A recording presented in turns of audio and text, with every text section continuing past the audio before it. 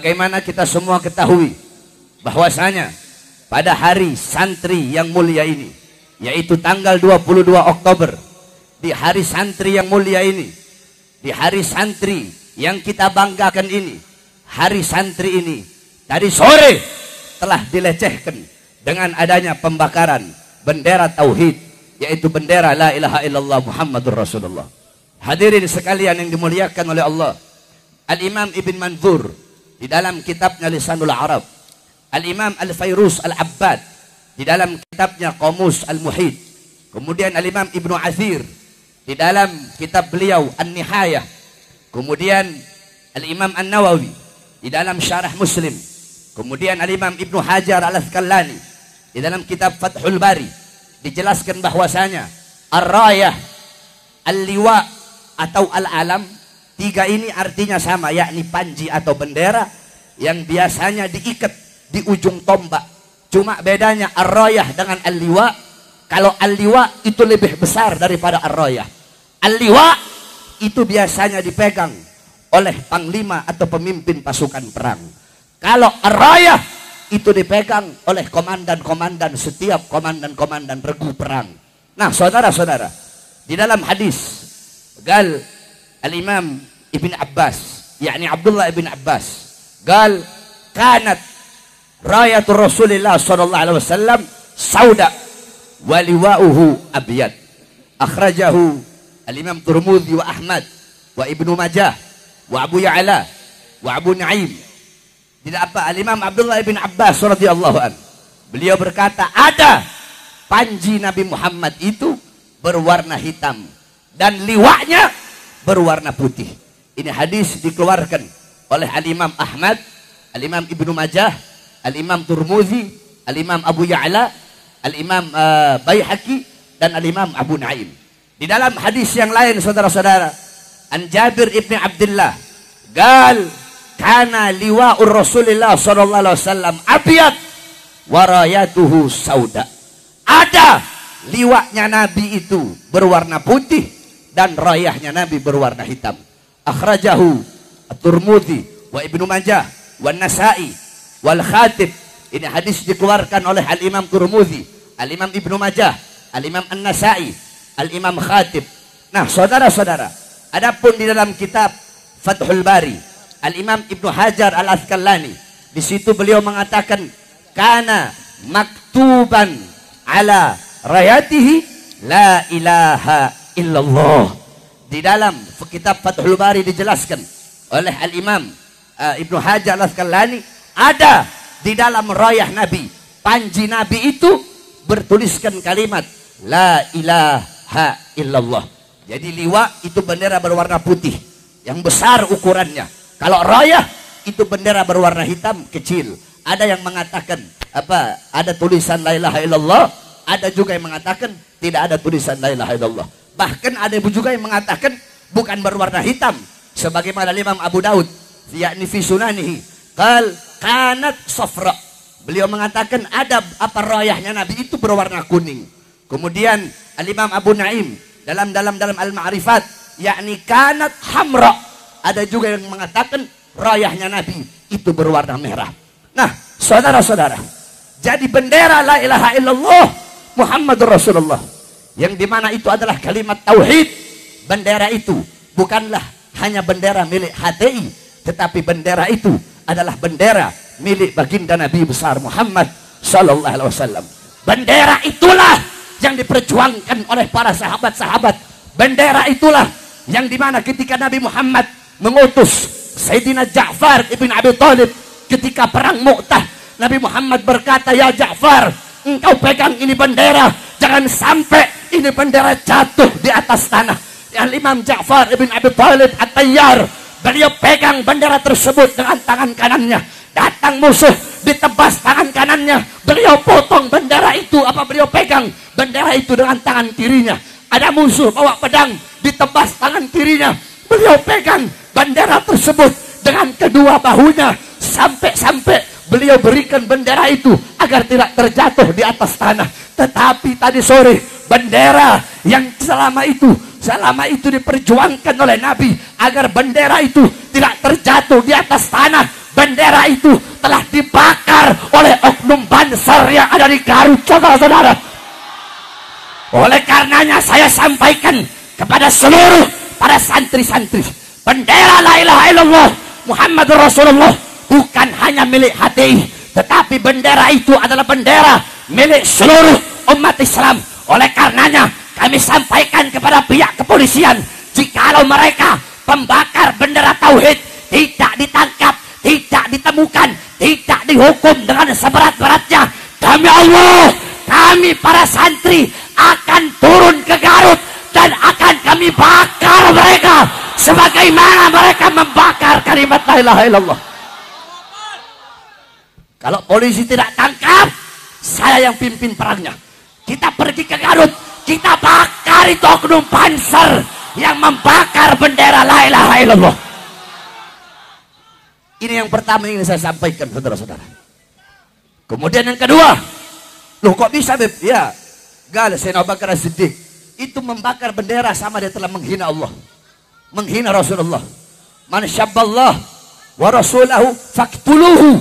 Sayyidina Abu Bakar As-Siddiq, barang siapa yang menghina Allah, menghina Rasulullah, bunuh dia, kata Sayyidina Abu Bakar As-Siddiq. Nah, saudara-saudara sekalian, itu yang pertama yang ingin saya sampaikan. Kemudian yang kedua yang ingin saya sampaikan, saudara-saudara, kita duduk pada malam hari ini dalam rangka hari santri. Hadirin sekalian, demi Allah tidak ada yang lebih mencintai Indonesia melebihi kecintaan para ulama, para santri dan para pahlawan. Tanah Indonesia telah dicuci dengan darah para ulama, darah para santri, darah para habaib, darah para kiai. Waktu itu belum ada tentara, belum ada polisi, belum ada negara, belum ada Pancasila, belum ada merah putih. Yang ada pondok-pondok pesantren, masjid-masjid, musola-musola, pondok-pondok pesantren, para habaib, para kiai, para ulama, para santri. Mereka berjuang melawan para penjajah. Santri-santri zaman dulu, malam mereka megang bolpen, malam mereka murojaah, mereka mutalaah, mereka hifdzul mutun, mereka qiraatul Quran, mereka munajat. Itu malam. Tetapi di siang mereka tidak megang bolpen, malam megang bolpen, megang kitab, murojaah, mutalaah. Siang mereka memegang bambu runcing, memegang pedang, berhadapan dengan penjajah untuk memerdekakan bangsa dan rakyat Indonesia. Oleh karenanya kita para santri-santri harus bangkit untuk negara, bangkit untuk Indonesia. Cukup sudah. Kita selama ini santri tidak pernah peduli dengan urusan politik. Mau siapa kayak jadi pemimpinnya, mau siapa kayak yang duduk di kursi kekuasaan, kita tidak pernah peduli. Sehingga karena ketidakpedulian kita, bangku-bangku kekuasaan itu diisi, diduduki oleh pemimpin-pemimpin yang zalim, pemimpin-pemimpin yang tidak adil, yang menyusahkan rakyat. Maka kini saatnya kita para santri-santri harus bangkit untuk Indonesia, bangkit untuk negara, bangkit untuk apa? Untuk mendapatkan pemimpin yang adil. Sebab apabila para santri-santri telah bersatu, para santri-santri telah menyuarakan kebenaran, pada santri-santri di dalam hatinya terdapat ghirrah, terdapat himmah, terdapat kecintaan kepada bangsa dan negara, maka pasti santri itu tidak akan membiarkan Indonesia rusak, tidak akan membiarkan Indonesia dipegang oleh para pemimpin-pemimpin yang zalim. Karenanya kita santri harus bangkit. Untuk apa? Untuk bangsa. Sebab kenapa? Gal Al-Imam Ghazali, innama fasadat ar-ra'iyah bifasadil muluk, wa fasadul muluk bifasadil ulama. Rusaknya rakyat, rusaknya masyarakat, rusaknya negara, itu dikarenakan rusaknya para pemimpin dan penguasa. Sedangkan pemimpin dan penguasa itu diangkat oleh rakyat. Pemimpin dan penguasa mereka jadi dari suara rakyat. Oleh karenanya saya sampaikan, suara-suara kalian yang akan menentukan, suara-suara kalian yang akan menentukan besok ke depan apakah Indonesia akan menjadi Indonesia yang baik atau Indonesia yang buruk. Suara-suara kalian yang akan menentukan apakah besok ke depan Indonesia akan mendapatkan pemimpin yang adil atau pemimpin yang zalim. Suara-suara kalian yang akan menentukan apakah besok ke depan Indonesia akan menjadi negara yang bagus atau negara yang rusak. Dan apabila kalian salah menitipkan suara kalian kepada pemimpin yang tidak amanat, yang khianat, yang zalim, maka suara kalian akan dimintai pertanggungjawaban oleh Allah Subhanahu wa taala. Oleh karenanya, saya sampaikan pada hari santri yang mulia ini, sebab saya santri, Habib Hanif santri, kita semua yang ada di sini santri. Tidak ada namanya mantan santri. Saya dulu mondok di Al Khairat 9 tahun. Setelah di Al Khairat, saya mondok di Darul Ghawad Dakwah 4 tahun. Setelah Darul Ghawad Dakwah, saya mondok di Tajul Muslimin 4 tahun. Jadi kita santri, semuanya kita di sini santri. Wang ngelotok jadi santri, wah tidak ada mantan santri. Kita sekali santri tetap akan menjadi santri sampai hari kiamat, saudara-saudara. Oleh karenanya, saya sampaikan kepada seluruh teman-teman santri seperjuangan, kalau kita ingin besok Indonesia menjadi negara yang baik, negara yang maju, negara yang makmur, negara yang sejahtera, sejahtera bangsanya, sejahtera rakyatnya, sejahtera ekonominya, menjadi bangsa yang berdiri dengan sendirinya, menjadi negara yang kuat, menjadi negara yang tidak menyerahkan sejengkal tanahnya pun kepada negara-negara asing, menjadi negara yang tidak tunduk kepada Amerika, tidak patuh kepada Cina, menjadi negara yang merdeka dari sambilan naga, menjadi negara yang mendapatkan pemimpin yang adil, pemimpin yang baik, pemimpin yang sebagaimana tadi telah dia sampaikan janji-janjinya. Kalau kalian ingin Indonesia menjadi negara yang dimana melindungi seluruh agama, Islamnya, Kristennya, Katoliknya, Budanya, Hindunya, menjadi negara yang melindungi seluruh suku yang ada di Indonesia, menjadi negara yang hukumnya tajam di atas, tajam di bawah, menjadi negara yang hukumnya rata, adil kepada seluruh agama yang ada. Hukum tidak boleh tajam kepada yang muslim, tumpul kepada yang non muslim. Sebaliknya, tidak boleh tajam kepada yang non muslim dan tumpul kepada yang muslim. Hukum harus tajam di atas, tajam di bawah. Itulah yang diajarkan oleh baginda Nabi besar Muhammad sallallahu alaihi wasallam. Lihat bagaimana indahnya akhlak Nabi, akhlak para sahabat, sebagaimana diceritakan dalam kitab tarikh Al-Imam Ibnu Jarir At-Tabari di zaman Khalifah Umar bin Khattab radhiyallahu an. Ketika beliau menjabat sebagai khalifah, ketika itu Amr bin Yasir menjadi gubernur di daerah Mesir kalau tidak salah. Ketika beliau menjadi gubernur, beliau mau bangun masjid, mau bikin masjid. Ada rumah orang Yahudi, saudara-saudara. Ketika itu Amr bin Amr bin As, bukan Amr bin Yasir, Amr bin As. Amr bin As ketika itu mau beli tanah. Ini orang mau dibeli rumahnya. Hei Yahudi, saya mau beli kamu punya rumah untuk bangun masjid. Kata Yahudi, wahai gubernur, ini harta satu-satunya peninggalan saya punya orang tua. Maka tidak bakal saya kasih berapapun kamu mau bayar. Marah Amr bin As. Apa kata dia? Hancurkan rumah ini orang, kemudian bangun masjid. Maka Yahudi pergi ke Madinah menghadap kepada Khalifah Umar bin Khattab. Beliau bilang, wahai Khalifah, saya adalah orang Yahudi, saya rakyatmu wahai Khalifah, maka saya minta keadilan. Rumahku dirubuhkan oleh Amr bin As untuk bangun masjid. Ketika mendengar itu, Khalifah Umar bin Khattab merah mukanya. Beliau mengambil sebuah tulang, diambil tulang onta oleh beliau. Beliau ambil pedangnya, beliau garis itu tulang seperti huruf alif, digaris seperti huruf alif, kemudian di bawahnya dibikin kayak garis melintang, kayak kasroh begitu, kayak garis melintang. Ini kasih kepada Amr bin As. Dibawa tulang itu oleh Yahudi. Ketika diberikan kepada Amr bin As ketakutan. Kata Yahudi, wahai Amr bin As, aku tidak pernah melihat engkau ketakutan seperti ini. Ada apa ini?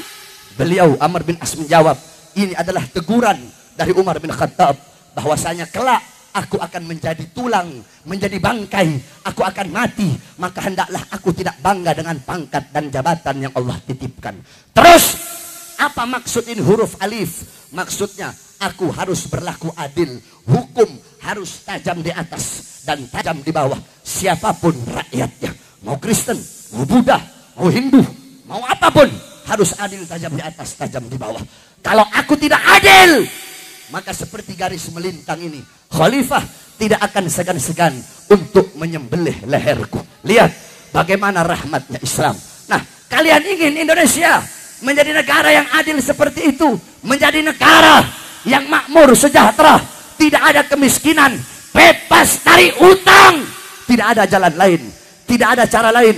Maka kalian, para keluarga-keluarga, harus menjadikan rumah-rumah kalian, para tokoh masyarakat, harus menjadikan desa kalian, kampung kalian, kota kalian, para ulama, para santri, kita para santri, dan beliau-beliau para ulama harus menjadikan pondok pesantrennya, masjidnya, musolanya, majelis taklimnya, majelis zikirnya, majelis sholawatnya, lahan dakwahnya, panggung-panggung ceramahnya, jadikan itu semua sebagai apa? Sebagai posko-posko yang memenangkan calon yang diusung ulama, yaitu Prabowo Subianto dan Sandiaga Uno, saudara-saudara. Saya tanya semua santri 2019, ganti presiden atau tidak? Kurang keras, ganti presiden atau tidak? Ganti presiden atau tidak? Ini santri suaranya lembek kayak cacing begini. Bukan santri ini namanya. Saya teringat wasiat Kiai Misbah. Di daerah Tuban sana ada namanya Kiai Misbah Mustafa. Beliau itu yang bikin kitab tafsir Tajul Muslimin. Beliau juga sering membaca kitab Mafakhirul Aliyah, kitab Syekh Abil Hasan Asyadili, dan sering mengijazahkan Hizbul Bahar, Hizbun Nasr. Beliau dulu pengurus NU. Beliau sesepuhnya NU ketika itu. Tetapi ketika itu, karena NU ketika tahun 91 kalau tidak salah, atau 92, ketika itu NU mau bikin BPR NU kalau nggak salah, BPR, Bank Perkreditan Rakyat. Nah, beliau keluar dari NU. Beliau keluar dari NU ketika itu. Karena NU ngotot mau bikin BPR. Sebab beliau bilang ini riba. Oh enggak. Ini kata kiai-kiai yang lain. Ini kan untuk maslahat. Ini untuk maslahat umat. Kata beliau tetap hukumnya haram. Walaupun untuk maslahat. Karena sesuatu yang haram tetaplah haram. Walaupun itu untuk maslahat. Nah akhirnya beliau keluar. Tapi tetap manhajnya Ahlus Sunnah wal Jamaah. Cuma keluar dari kepengurusannya saja. Nah, saya teringat wasiat beliau. Apa wasiat beliau? Beliau bilang zaman sekarang ini mau cari santri yang jago baca kitab banyak. Keleleran bahasa Jawanya. Keleleran itu di mana-mana ada. Setiap santri itu kamu hafal Alfiyah, hafal, hatam Syarah bin Agiliyah, hatam. Banyak. Mau cari santri yang jago baca kitab gundul. Mau cari santri yang jago baca kitab kuning. Banyak. Kata beliau, yang susah itu cari santri yang nekat. Yang susah cari santri yang berani menyampaikan yang hak itu hak dan yang batil itu batil. Oleh karenanya kita para santri-santri harus menjadi santri yang berada di barisan paling depan untuk menyampaikan kebenaran. Makanya saya mau dengar suara santri yang hadir pada malam hari ini. 2019 ganti presiden atau tidak?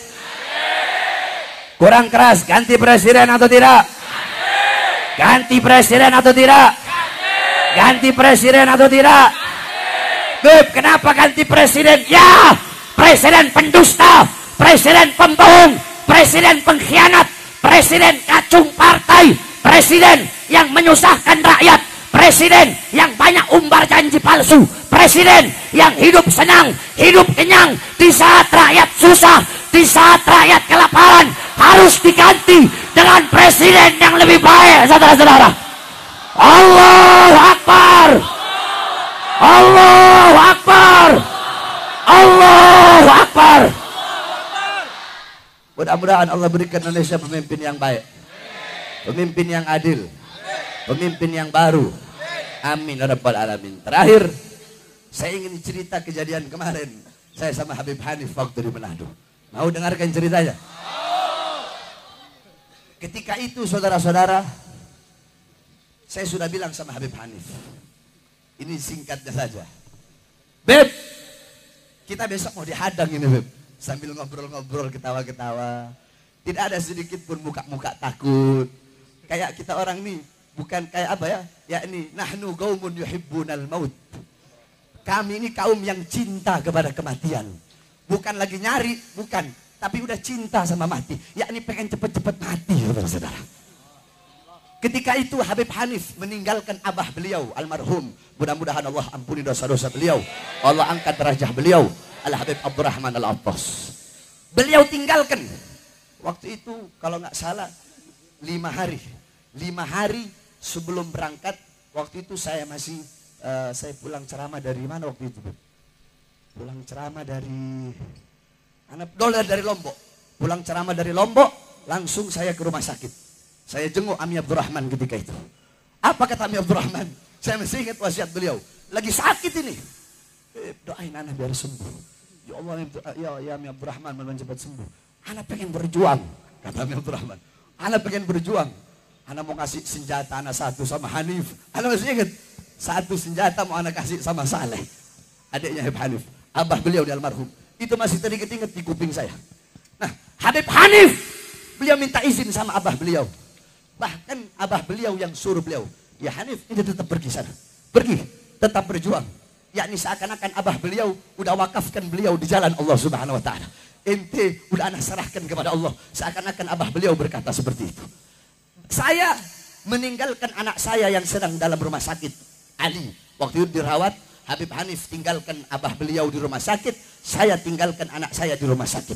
Kami berdua pergi, sedangkan kami tahu bahwasanya besok bisa saja kami mati.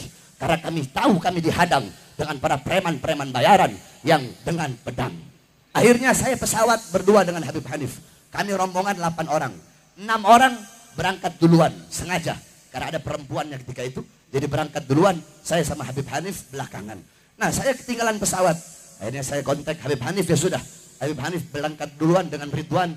Nanti saya cari penerbangan yang paling cepat untuk sampai ke sana. Akhirnya Habib Hanif berangkat. Ketika Habib Hanif berangkat, saya pun berangkat. Saya berangkat. Ketika sampai di bandara, Habib Hanif sudah dijemput sama tentara apa semua. Habib Hanif sudah ngobrol-ngobrol dengan Pemprov. Habib Hanif bahkan sudah disuruh, tapi tetap beliau bertahan tidak mau pulang. Nah, saya datang ketika itu. Ketika saya sudah sampai, langsung dengan orang-orang Pemprov. Orang-orang Pemprov berbicara dengan saya. Kami tidak mau, yakni untuk demi keamanan, demi kedamaian yang ada di Sulut, kami minta Habib Bahar dan Habib Hanif untuk pergi kembali ke Jakarta. Karena di bawah masyarakat adat sudah menolak kedatangan Habib Bahar dan Habib Hanif. Akhirnya saya bilang, coba panggil, pakai bahasa Manado. Coba mau dipanggil pada orang, kita membaku dapat orang. Saya bilang, coba kamu panggil mereka itu, ketua-ketuanya yang hadang saya, yang katanya mau bakar saya, mau bunuh saya. Coba panggil, saya mau ketemu. Datang mereka di bawah, bunuh si Bahar, bakar si Bahar. Begitu naik ketemu saya, tanya Habib Hanif. Masuk pintu, malam.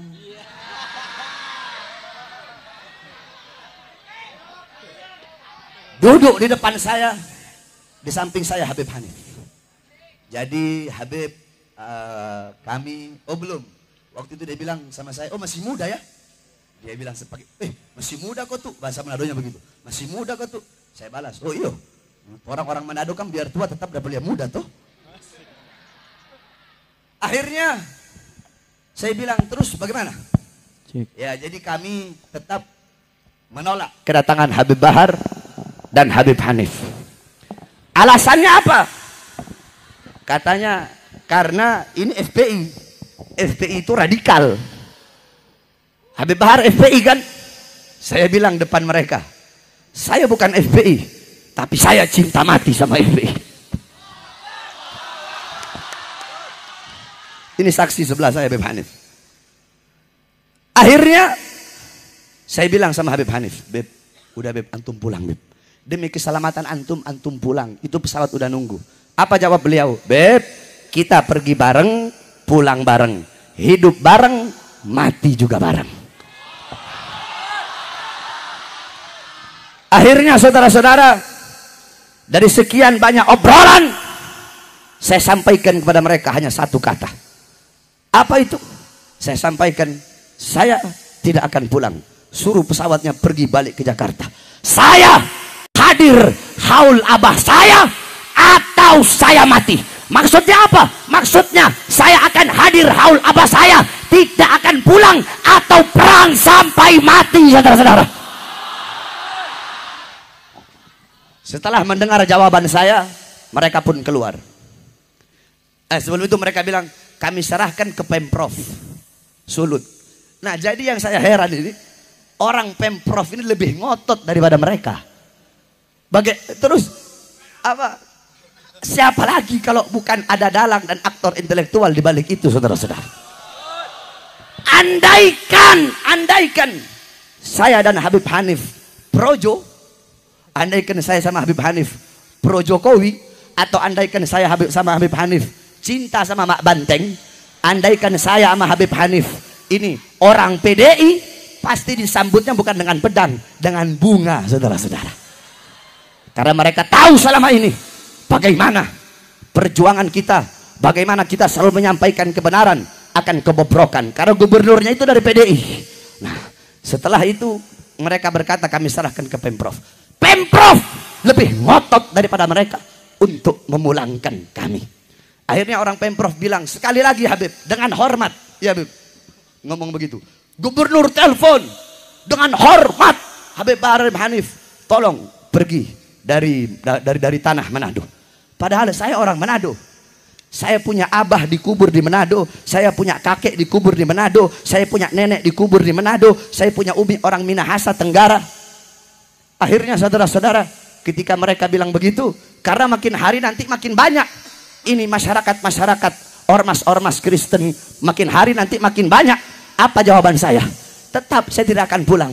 Kalau makin malam mereka makin banyak, perlu kamu tahu bahwasanya dari Kota Mobagu, dari Nuangan, dari Maluku, dari Ternate, dari Tumbak, dari Bajo, suku Bugis, suku Bajo, suku Bugis Kajang, suku Makassar, suku Mandar, suku-suku Muslim di Sulawesi, semua umat Islam Sulawesi Utara, andaikan kami pulang, demi Allah mereka akan datang kemari dan akan terjadi pertumpahan darah di tanah Manado. Akhirnya mereka pun pergi. Udah nggak kuat ngadepin Bin Smith sama Al-Atos satu ini. Anak Arab ini, aduh.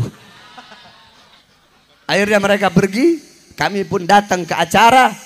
Kami Habib Hanif menyampaikan tausiah, saya menyampaikan sambutan. Selesai acara terjadi gesekan sedikit, tapi alhamdulillah sekarang kondisi sudah aman. Sebab kenapa? Yang kemarin menghalang kami itu tidak mewakili masyarakat Kristen Manado. Tidak. Sebab kenapa? Saya tahu, saya orang sana. Masyarakat Kristen Manado, kami Kristen dan Muslim di Manado, selama ratusan tahun kami hidup rukun. Selama ratusan tahun kami hidup damai. Selama ratusan tahun tidak pernah terjadi apa-apa.